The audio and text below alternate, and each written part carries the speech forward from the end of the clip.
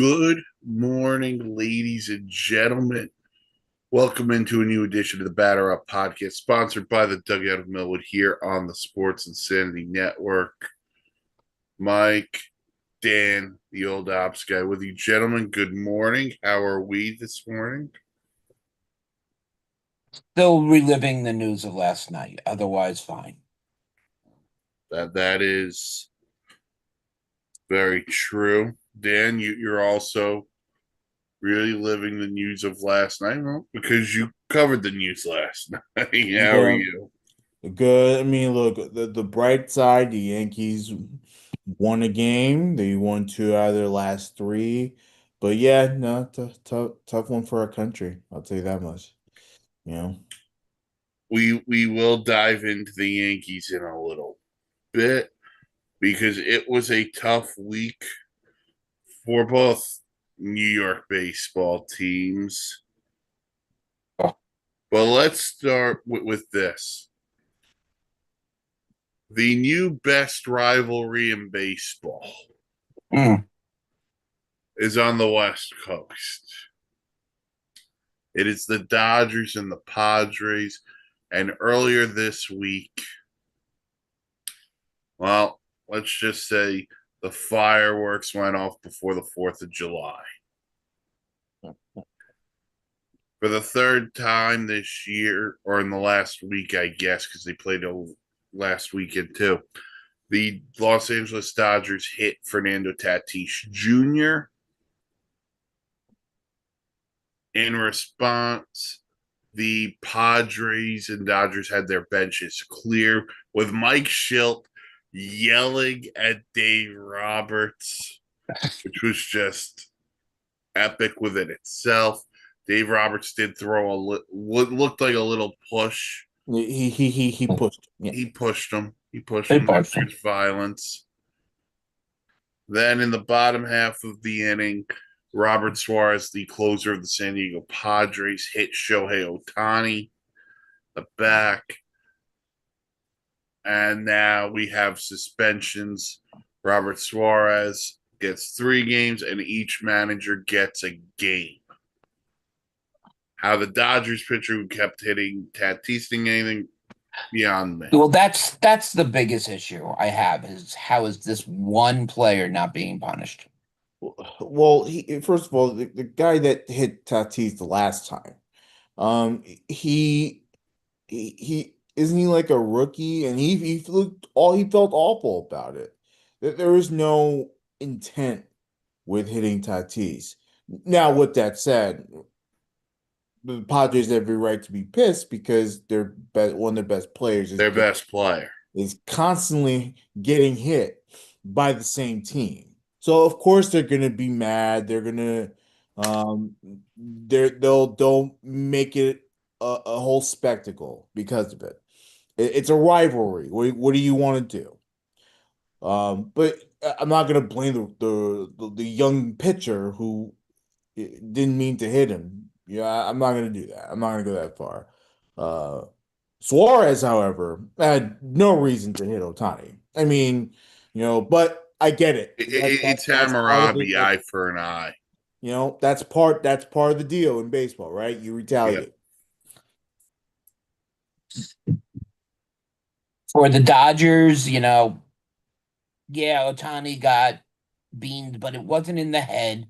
It wasn't on the hand. It was right into the upper part of his back where there's a lot of muscle. Yeah, Otani didn't want anybody coming out as he was waving them all back in. And then no more than 2 minutes later, he's laughing and joking around with the Padres dugout. yeah, and Of anybody, Otani did not want to be in the middle of this. yeah. He did not want it to get escalated because he knew he was going to be a target. That's why he told everybody to go sit back down. But I do like the old man arguments between Dave Roberts and Schultz. That was fun to watch. Yeah. Well, I mean, even Dave Roberts, defending his players.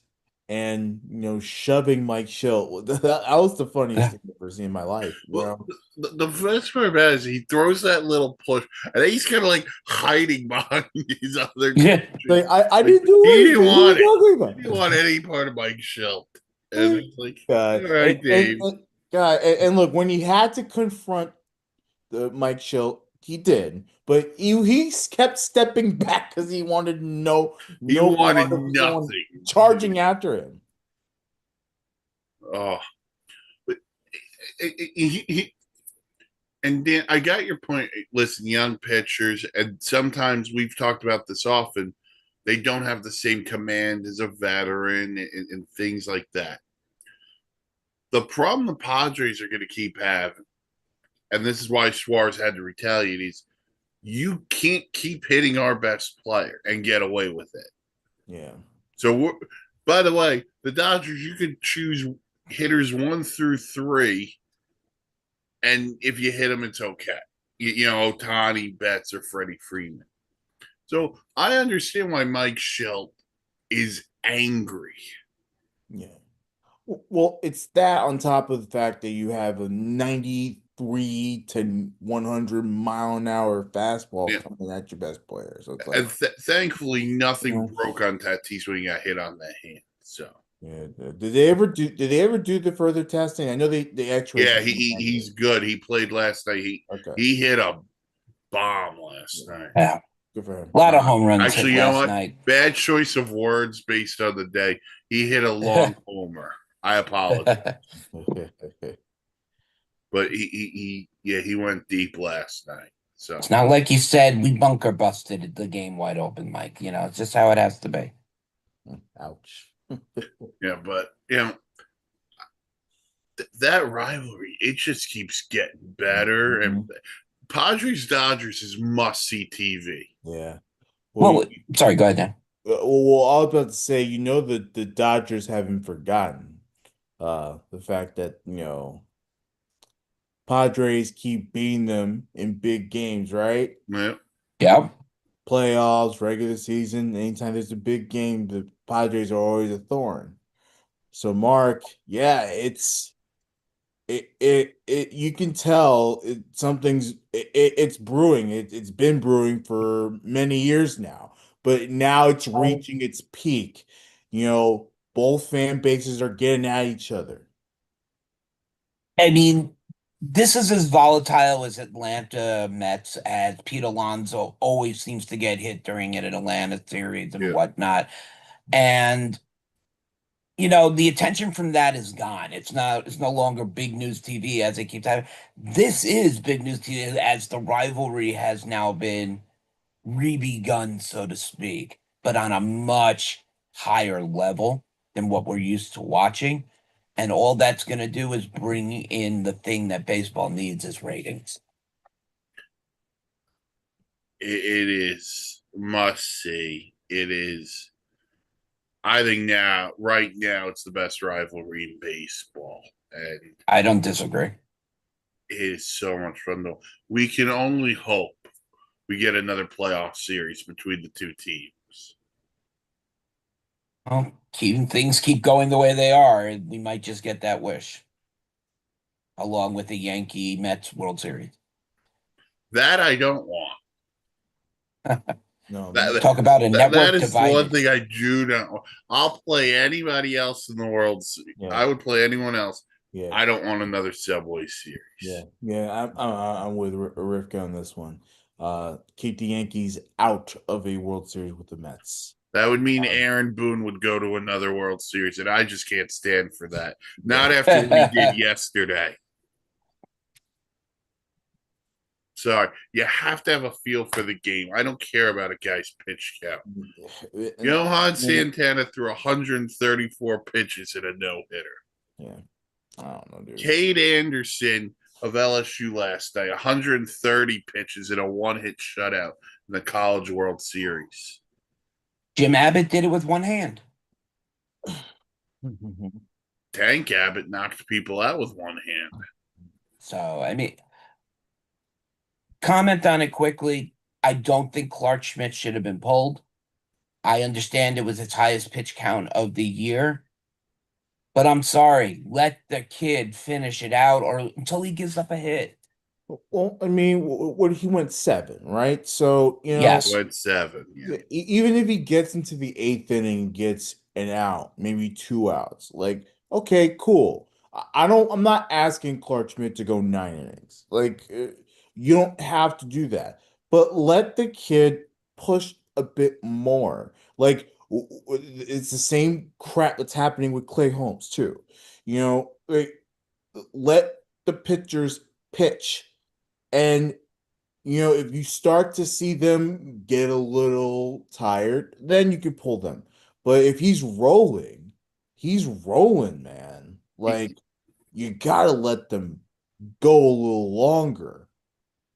Yeah, like take it batter by batter into the 8th. If he Like, gives up the holy hit to crap. the leadoff guy, you could pull him. No The one's Orioles gonna. weren't touching him. Yeah, Right. he was making it look easy against the Baltimore Orioles. They Wow. look like a rookie playing a game of MLB The Show, meaning the Orioles. They have just Yeah. a dreadful year from the Orioles. Yeah. I mean, look, I was surprised that they took the game Friday. That was on the Yankee bullpen. Yankee bullpen guy have to has to protect that tie so that you can give yourself a chance late. You know, Ah, whatever. man. So Clark Schmidt, we supported you staying in that game. Mhm. Yes, we did. All right. Back to suspensions. Because this one is just plain stupid. Pirate reliever Dennis Santana suspended 4 games and fined an undisclosed amount for inappropriate behavior towards a fan. In Detroit earlier this week, Mark, I think you sent me the video. Yeah. He took a little bit of a swing at a fan. And it's just, Yeah. we don't know what was said, but Yeah, It was kind of. Sorry, go ahead, Dan. We covered it on SIP too. Go ahead. oh, did Yeah, you? it was kind of almost like the Anthony Rendon fan interference, except this took place in the bullpen. So the biggest difference is the player didn't have a way to get up in the fan's face, Yeah. and he made a very bad mistake. Again, like Mike said, we don't have not heard officially what he said. John Boy Media will get us that soon, and we'll be able to understand that right away. Not a sponsor, but we would love them to be. But yelling back and forth between a bullpen and a fan, that's done every day of the week during every game. You do not take a swing, no matter what is said, at the fan. Let security get the fan out of there. You walk away. He jumped and took a swing. 4 games for a relief pitcher doesn't mean anything. There should be a lot of money put on it as well, so he doesn't And make I'm the sure same there mistake is. again. Yeah, not that we've heard of, but When I think of fan reliever interactions, I always think back to Major League Two. Randy Quaid. Randy Quaid talking smack to Charlie Sheen, Rick Vaughn, and Rick Vaughn goes, I think the line is shove it at your rear end. And he comes back as Wild Thing. But you cannot take a swing at a fan. You even in a joking manner, these people pay your salary. Mhm. And you're going to take a swing on them. And it's not just a bad look for you as an individual, it's a bad look for your team. Mhm. And it's especially a bad look for Major League Baseball. Should be a pretty simple answer in this point is that stay away from the fans. That's it. They're gonna heckle you, they're gonna do whatever. Aaron Judge to me has silenced it in a good way when he hears wherever he is and they're heckling him. He puts his glove behind his back and then he mimics them talking. That's the right way to do it. He doesn't get up in their faces, he doesn't argue back. He just lets it roll off his back and continue on about his day. Yeah. Listen, when you buy a ticket as a fan, it gives you a lot of rights. Mhm. One of those rights is to say certain things. But you also have to realize you cannot cross a certain line. I'm not going to condone what Dennis Santana did. I'm going to take it a step further and say the Pittsburgh Pirates should cut this guy. I'm When sure he there have comes- been internal discussions on something about that. There's going to be a bigger punishment than this little suspension. He does not deserve to be employed by a Major League Baseball team at the moment. Correct. But we also have to realize this when it comes to fans.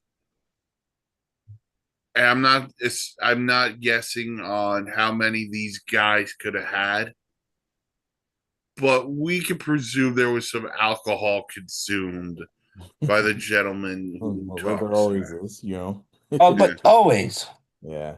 Well, I'm sure even the people that were heckling Tommy Pham in the 10th inning of that game, Yeah. and that were eventually kicked out, by the way. I'm sure they were all popped up on whatever they were taking and drinking and all that stuff. Yeah, but that again, Can't fans taking it too far is not an excuse for you to be swinging at anybody, though. Yeah. That's the problem here.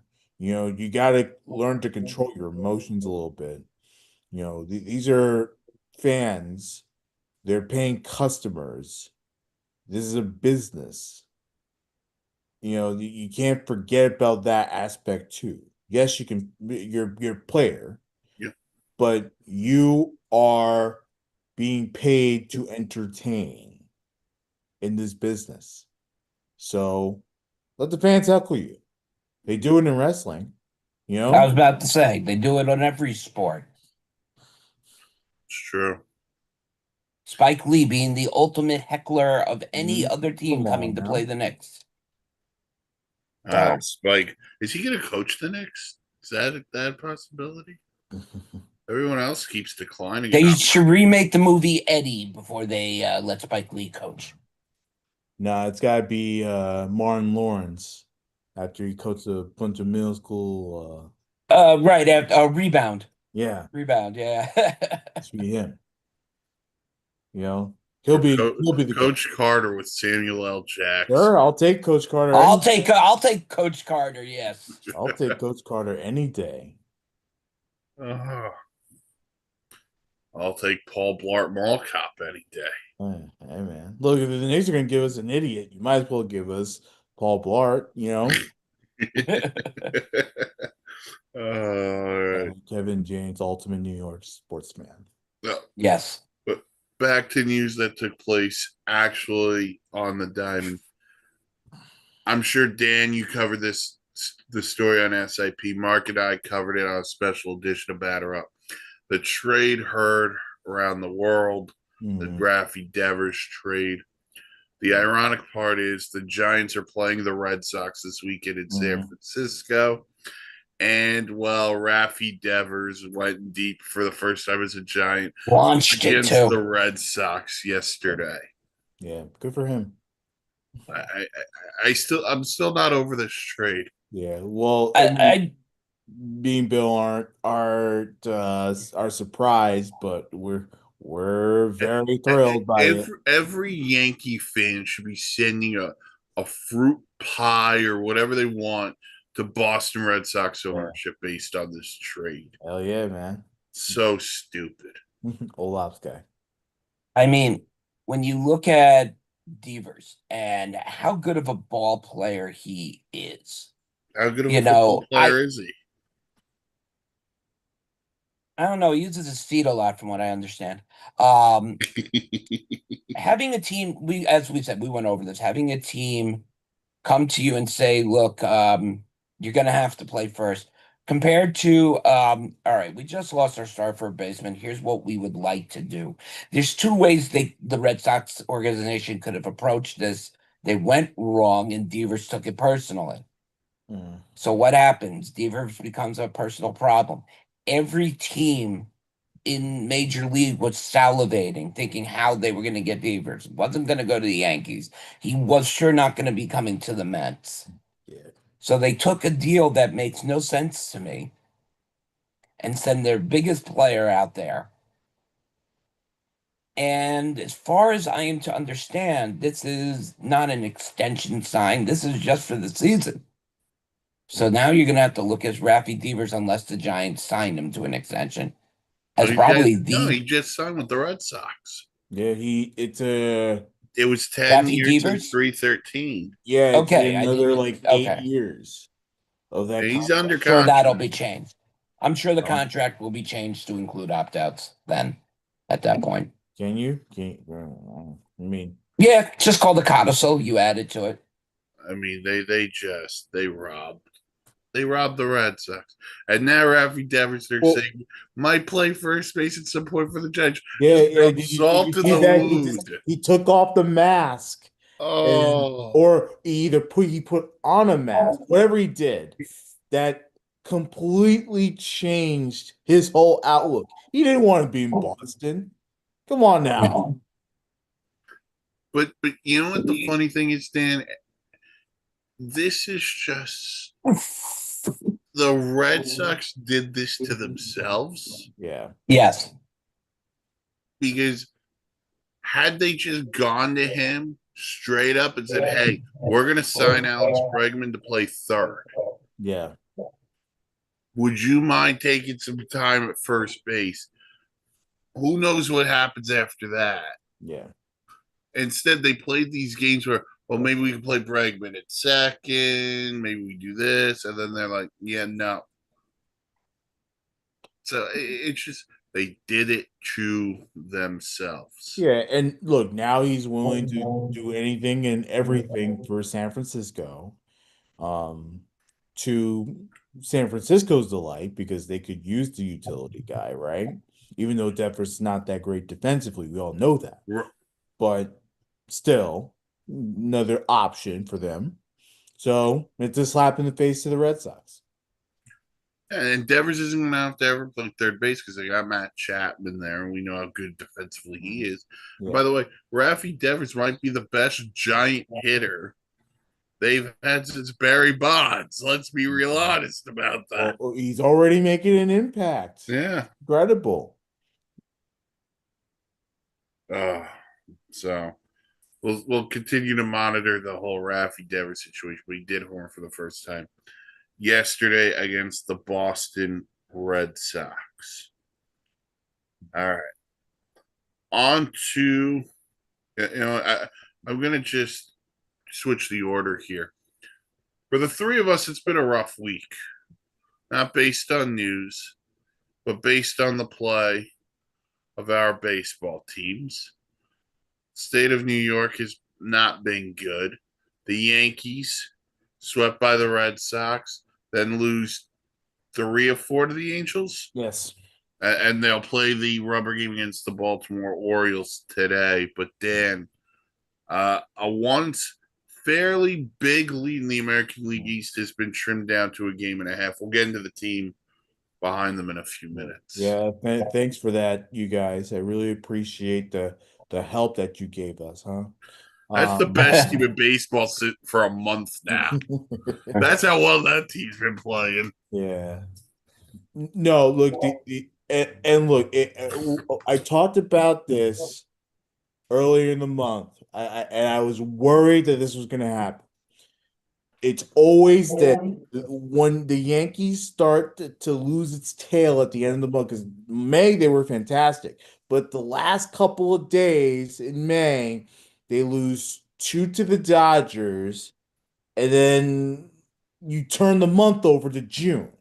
I hate when they lose at the end of the month and then it turns to the next month because what's going to happen next is the Yankees that's going to struggle. It always happens. It happens. It could happen in May. It could happen in June. It could happen in July. every single time the Yankees struggle at the end of the month and it turns to the next month, it always continues and it spirals out of control. Yankees now struggling. All of a sudden, the pitching is banged up again. Um, Aaron Judge doesn't know how to approach at the plate all of a sudden. It's things like this. They had a much better day yesterday against the Orioles. Obviously, big shutout win, but I mean, it has been a rough month so far for the Yankees. They can't beat Boston.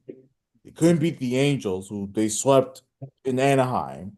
So this should be fairly simple, right? No, it's like so a lot of issues, and it's at the end of the day, it stems from the manager too, because as a manager, you have to find a way to get your players back to focus, right? You got to find your ways to make better managerial decisions.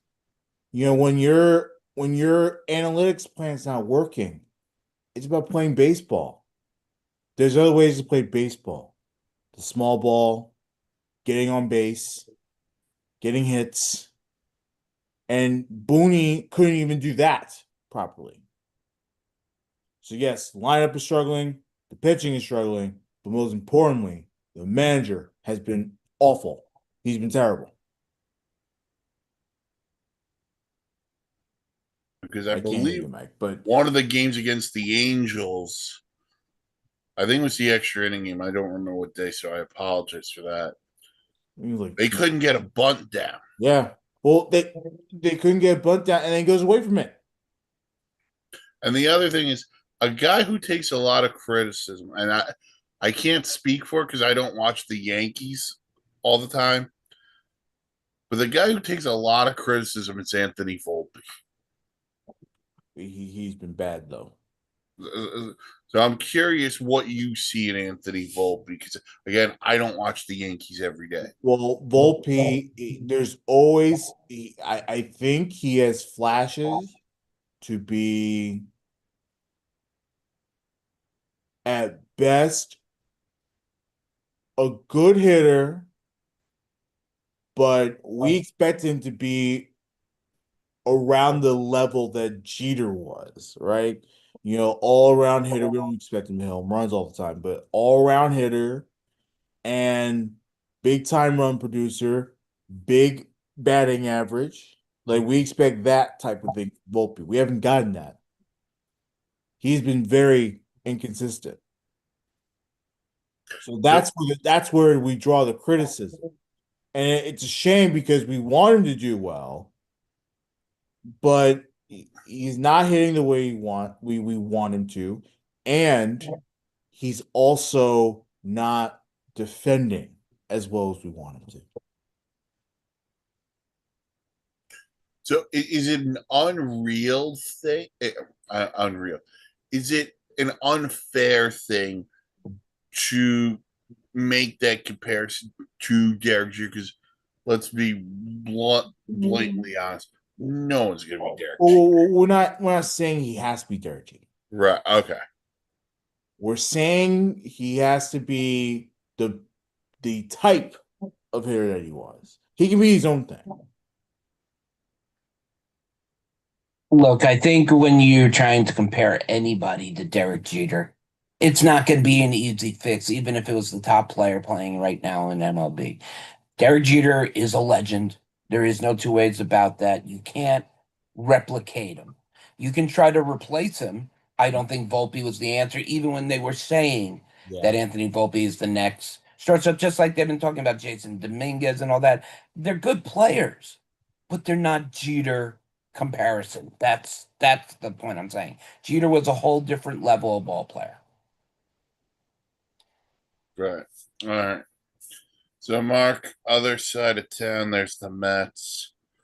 They were swept by the Rays. Mhm. They go to Atlanta. We know those house of horrors. Swept there. Lose Friday night in Philly. And then last night, they must have, again, go Major League, played Pedro Serrano because the bets woke up. Most home runs I've seen in a single game, I think, ever, which was pretty cool to sit and watch. I mean, everybody got in on the fun. But for the Mets, I think this was not just a win, this was a waking up game and saying, okay, with this win, now we're tied with the Phillies. They had a nice few game lead. Now they're back and tied after this slump against the Braves. You know, it doesn't matter if the Braves were playing with a half a person, the game would still be challenging because no matter how many times we've ever seen a Mets Braves series, it's a great series. I mean, was it as great a series as some of the ones in the past? No, but there are always something that's going on. And literally between Soto, the only person who didn't hit a home run last night was Pete Alonso, which I found funny. But the Mets can't get into this slump. Oh, we'll come out of it. The problem is Mets do not have pitching. And this is not something new. We've talked about this since day one, that going into the season with as little experience in pitching that we have was going to be an issue. Were we mildly surprised? Yes. I mean, Holmes, everybody was pitching well. But now we're turning into that first leg of summer and we're seeing problems, Mike. I think the problems are twofold. And I think there's multiple issues with the team. One, the issue, the injury to Senga is massive blow. Is he supposed to be the guy? Then you have the Clay Holmes stuff. We heard, after the first start, okay, Colorado, he couldn't recover well. But now we also know the innings stuff, and he's at 83. He's never thrown more than that. Griffin Canning was a project, and it's paid off well. The one constant in the rotation right now is David Peterson, And and rightfully so. They're going to get Frankie Montas back. I think they said Tuesday, and he got killed in AAA. Sean Manaea is going to make one more rehab start. I think Ken Rosenthal said, and he'll be back hopefully at the beginning of July. But that being said, these starters just don't go deep into games, and that's wearing out the bullpen. And outside of a couple of moments here, the bullpen has faltered. Somehow they're still at the top of ERA. But you know what? And now it's imperative on David Stearns to go out and get this team somehow. Not these, and this is not a shot, not these low level, low risk, high reward guys. You got to take a swing here. You can't to take a point for when the Yankees last year got Jazz Chisholm. That was a big chess move. That's what David Stearns has to do. He's got to figure out a big chess move. But again, we will see what happens there. But again, I find it ironic that both teams snapped losing streaks on the same day. yeah, with offensive explosions. All right, on the flip side of that, on teams who played well, we mentioned them before. The Tampa Bay Rays have the best record in baseball over the last month, and they're averaging almost 7 runs a game during that streak. Every year we say the Rays find a way. This year they don't even have a darn stadium. and they're 1.5 behind the Yankees. They're a game and a half behind the Yankees. Yeah. Tampa Bay Rays. Go ahead, Mike. Dan, go ahead. It's a combination of things. Luck and the manager always finding ways They do. to win these games. Olaf's guy. Tampa Bay Rays have been a thorn in the side of not only the Yankees, but almost every other team on how they just pull it together when they need to, and other teams falter. Right now, I would not take the Rays lightly, being a game and a half back behind the Yankees. I don't even think I had them there in the first half. So good I job by didn't the think Rays as they'd get usual. there all year. With the injuries they've had pitching, I didn't think they'd get there. Shane McClanahan hasn't thrown a pitch. So And it, by the way, the Rays don't see the Yankees until the end of July. That'll be a 4-gamer in the Bronx. So that No, could end up and being a huge series changer. that that could be a huge can year. We got a improve long way you. to go before that, but Oh man. Well, let's see. Let's see what happens with the Yankees first. I'm curious to see. We all know the Rays are going to be red hot. They're going to continue to be red hot. Once you got it going, you got it going. I'm curious to see what the Yankees do in response before we reach that point. If it's a disaster, the Rays are going to have the lead in the division, and the Yankees are going to be the ones catching up. They're going to be in that wild card spot. But if it's dead even, like we're seeing it right now, it costs them big time. If you look at every team in the AL East except for Baltimore, they're winning records. And between the four teams, there's only a 5 game difference right now. That's closest I've seen the AL East in a long time. Yeah. the Tampa Bay Rays have a plus 76 run differential. That is the same run differential as the Detroit Tigers. Ironically, that's who they're playing this afternoon. But also, the Detroit Tigers are the team with a 10-game lead in the AL Central, and yet the Rays are a game and a half back of the Yankees. Let me tell you, the Detroit Tigers, we all said at the beginning of the season, don't sit on this team. I'm not surprised the fact that they're 18 games over 500. I'm surprised they haven't fallen off at all. They've been so consistent. If one side it starts to slow down, the other side picks it up, whether it's pitching or batting. Yeah. And no one in that division looks like they want to catch it. So it's a whole nother Right. conversation. The other team in the American League rolling are now in first place in the AL West, and that's America's team. That's the Houston Astros. They again, they're just finding ways. I am number one, but they're finding ways. They have a I mean, 6-game or a 5-game lead in the division over the Mariners. they're not the same team they were 5, 6 years ago. They got a lot of fight in them. I mean, the way the season started, we didn't think they would be where they would be right now, but I never count out Houston. There's just something always about that team over the last few years that don't count them out yet. Even though they're leading by about 6 games, they're going to win the AL West. The question is who they're going to face in the their first round, and that'll take them out. We'll see what happens there. So, Rays, Astros rolling. New York baseball, not so much. All right. We also saw this week a return. Cubs legend Sammy Sosa was at Wrigley Field earlier this week. It was announced that in September, Sammy Sosa will go into the Cubs Hall of Fame. How he wasn't there already is beyond me. But Mark, do you think he learned to speak English by now?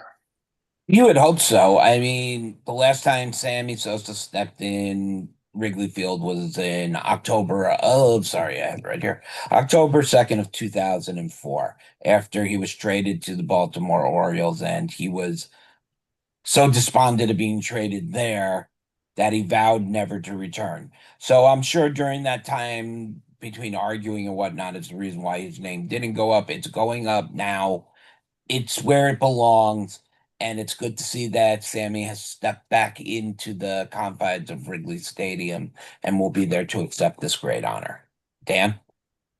The the fact that Sammy Sosa had a broken relationship with the Cubs must have been very tough for Cubs fans.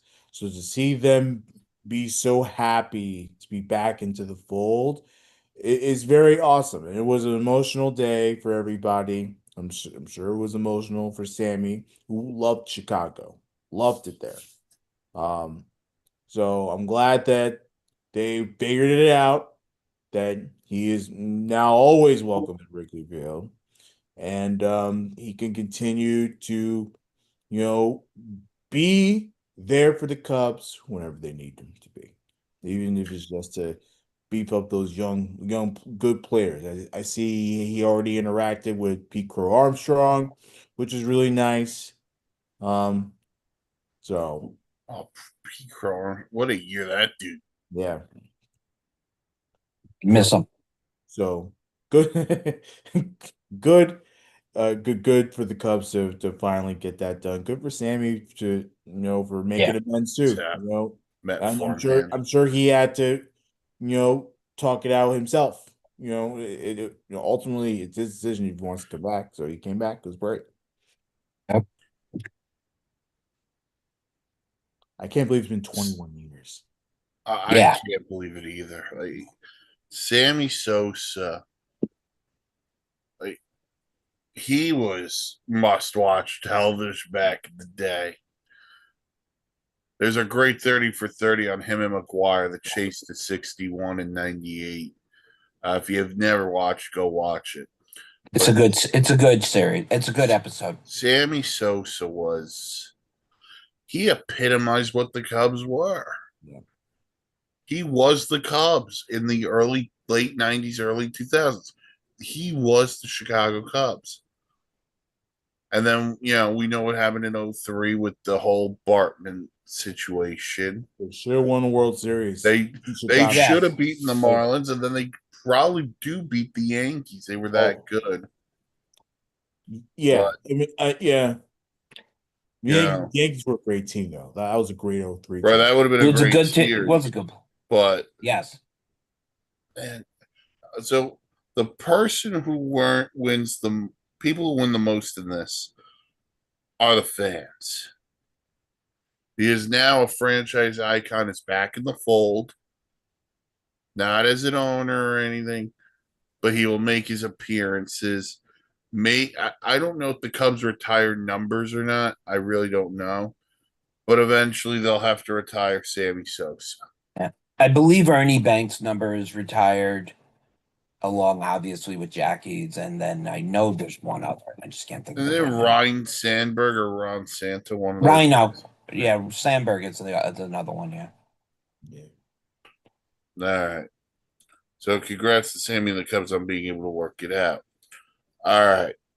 We are a little bit more than about 3 weeks away from the All-Star game. Mark, I don't care the position. I don't care the league. 5 players who for you are most deserving to be in the All-Star game. Obviously you got to start with the favorite, and I'm sorry, you have to have Aaron Judge in it, and that's me going before the Mets because Aaron Judge is right there with Ohtani as popularity goes. Then I'm going to have a little bit of bias. I'm coming to the Mets, and I'm only going to take one person because I want to spread this out, and that's Lindor. Not that Alonso's not done it, Soto hasn't done it. Lindor's been a good catalyst for the Mets for from last year to this year, and just shows you, how good he can actually be and how much he can lead a team.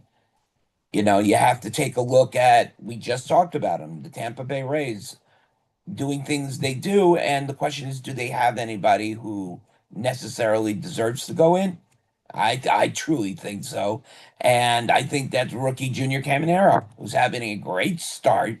Doesn't have any home runs. Who cares? Joking. Doesn't have any triples. Has 18 home runs. He's batting 308. This is another kid who belongs in.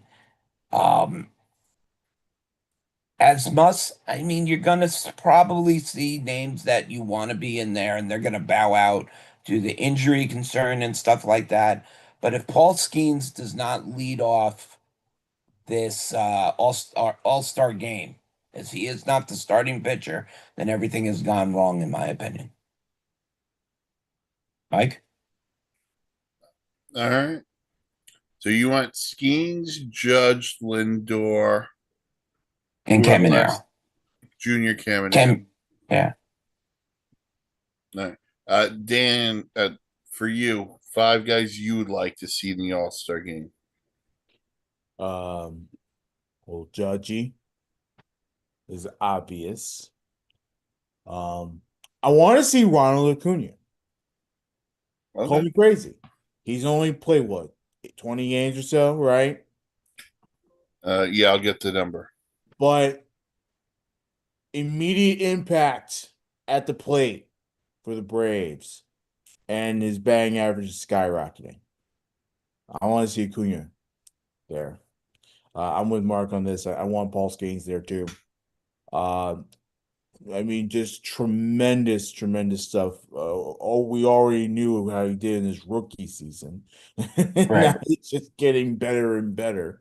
Shame the Pirates suck, but still, like I would love to, see him be honored for a lot of things that he does. He's such a tremendous player. Um, I also want to see Seiya Suzuki. I know he's not going to get that DH spot, but still. Acuna, 26 games. 26 games. Okay. Um, so that's what, four I got? And you want five, correct? Yes, sir. Yeah, So fifth one, it's a tough one.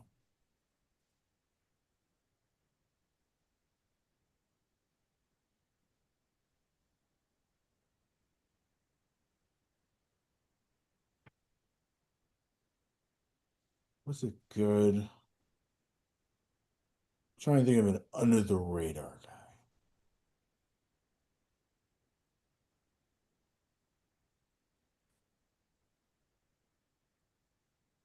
I say Kyle Tucker, I guess.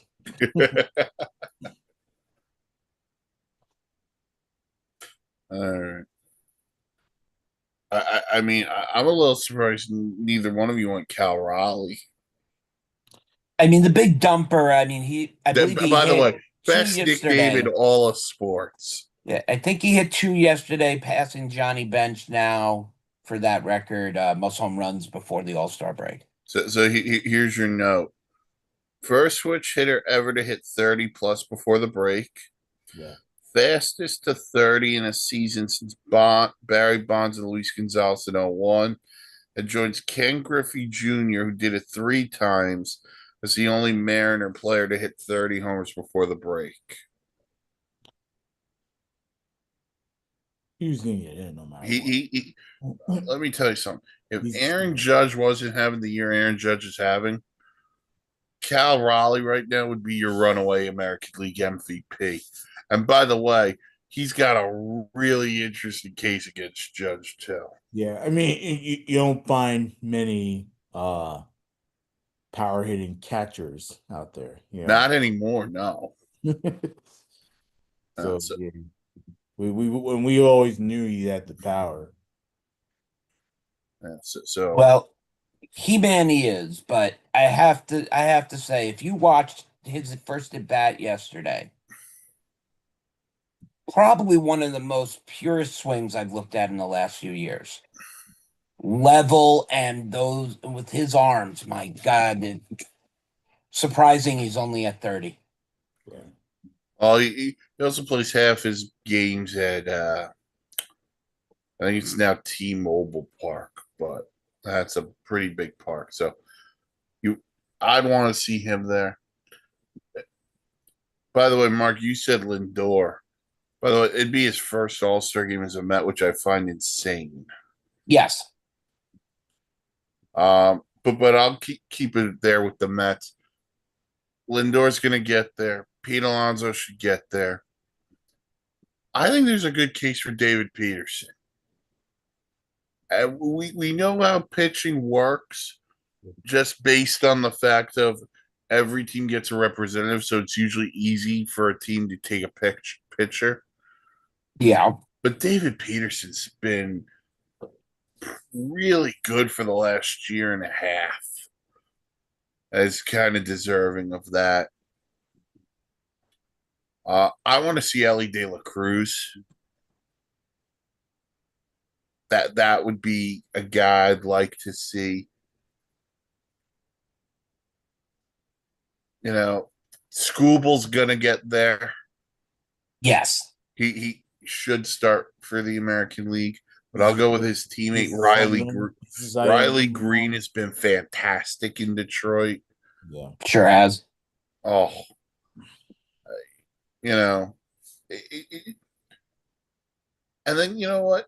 Because I don't know how many years he's got left, I want to see Sal Perez in the All-Star game. Okay. so we're going with Salvi. What about Trout? He's been so good for so long. So those are just some guys I want to see. Everyone go out and vote for the All-Star game.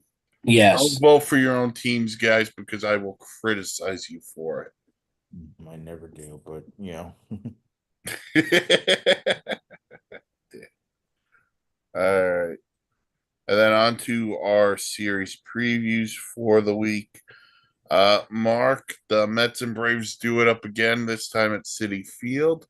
And thankfully, this time there'll be no Chris Sale, who went on the injured list yesterday. Again, I dislike Again, Chris we Sale, don't but root for I feel bad the man went on the injured list as he is having a good season. This is for the Mets now to clap back. You're back in New York. You're going to have the home crowd behind you. They don't have to win these by 20 runs. They need to take 2 out of 3, at least, win the series and get to the All-Star break. That would be my goal right now. I think it'll be a more of a reawakening for Pete Alonso, as he's been sitting right in the middle of all this, getting hits, and his home run total is great. But right now, others are prospering, and he's kind of in the weakening line. I'd like to see Pete Alonso get back on track a little bit more here. All right, Dan. The Yankees go to Cincinnati to play a young, fun Reds team. They're young, they're fun, but they're not better than the Yankees talent-wise. This is a get-right series, big time. I thought the Orioles would be a get-right series. That hasn't quite happened yet. This Cincinnati team, look, I give them credit, but they're not that good. Kick their ass.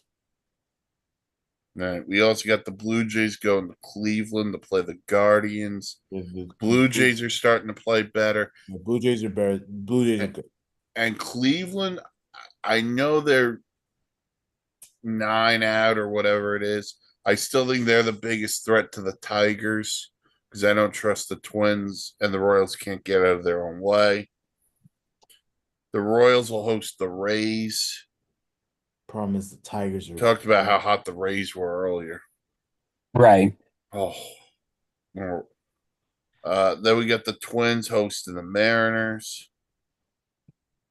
Cubs, Cardinals. The Cardinals, a little bit of a surprise of how well they've played this year. And then all that trading Nolan Arenado stuff in the offseason seems to have gone away. And then the big one, Phillies Astros in Houston. The Phillies coming off the smacking of a lifetime last night might be a little bit what's the word you want to use? Shell shocked from the shellacking they took. So I look for them to go in a little bit weak today, but still manage to take 2 out of 3 out of Texas. So we got that, and then Yeah, those are the. Actually, you know what? There's one other one. The Dodgers go to Colorado to play the Rockies. Funny. Can the Rockies compete in those games? Let's see. Come on, Rockies. All right. That'll do it for this edition of Batter Up, sponsored by the Dugout of Millwood. Mark, anything on the Dugout? Dugout has a lot of stuff going up on Top Notch Sports Club, our number one consigner for doing all business. The guys have won some nice prizes from there. I just got Godzilla on my wall from them. A lot of big breaks coming out from Top Notch. Also, go over and check out Joe Knapp at Hat Trick Breaks. Got some great Bowman still up for good prizes. Otherwise, the Dugout will be heading into its summer, and this is where things become interesting. And I lose money. All right. You check out podcasts wherever you get your podcasts, or watch us here on the YouTube channel. Like, comment, subscribe. Follow us on the socials. Facebook, the Sports Insanity Network. Twitter, S Insanity Real. Go to the website, thesportsinsanitynetwork.com for great blogs, logs, planes, trains, and automobiles. For Danny Boy Reginald, for the old ops guy, I'm Mike Rifkin. Everyone, especially on the East Coast, try to stay cool this week because it's going to be a hot one. Yeah, drink plenty of fluids, Yeah. healthy fluids, obviously. Stay in air conditioning. Yes. And don't die. You know, it's gonna be very hot. It is going to And be don't hot. die. You know? Dan, you should be the title announcer for Final Destination. Don't die. Yeah. We'll talk to you all next week. Bye. Catch you on the flip side.